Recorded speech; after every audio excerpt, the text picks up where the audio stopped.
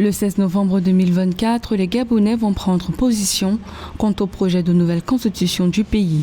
Les nouveaux textes prévoient un changement de régime de semi-présidentiel à présidentiel, la limitation du nombre de mandats à 2 ans pour une durée de 7 ans chacun, la suppression du poste du Premier ministre ainsi que la reconnaissance du français comme langue de travail. En réalité, lorsque le peuple fait confiance à l'autorité politique qui incarne le pouvoir, automatiquement, il va voter son projet de référendum. Son Excellence Brice Clotaire Oligui Nguema incarne l'espoir.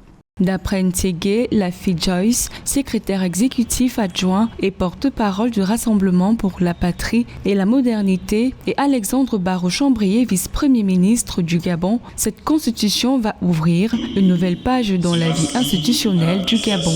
Les deux acteurs soulignent que le nouveau texte garantit l'alternance et la fin des mandats perpétuels. Pour Paul Biyo Gemba, parlementaire et membre du Parti démocratique gabonais, parti de l'ancien président Ali Bongo, une telle réforme peut éviter une tendance dans la région où les présidents briguent souvent un 3e mandat en dépit des limites constitutionnelles. Les questions techniques d'inconstitutionnalité, de saisine de la Cour constitutionnelle, de mandat, de régime politique, c'est tellement technique et ce n'est pas ce qui peut décider ou non à un citoyen de voter oui ou non par rapport à la Constitution. C'est toujours le fait qu'il y a une personne qui incarne l'espoir.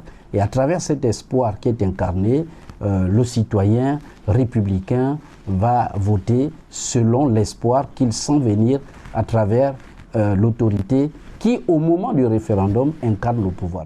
Rappelons que le référendum, qui se tiendra le 16 novembre, est le premier scrutin depuis le coup d'État du 30 août 2023 qui a mis fin à la dynastie Bongo père et fils. D'autres dispositions du projet de nouvelle constitution stipulent que pour être candidat à l'élection présidentielle, il faut avoir un parent gabonais. Par ailleurs, le conjoint et les descendants d'un président ne pourront se porter candidat à la succession. Des dispositions pensées pour éviter le retour à un régime autoritaire selon les autorités gabonaises. Elle est maître.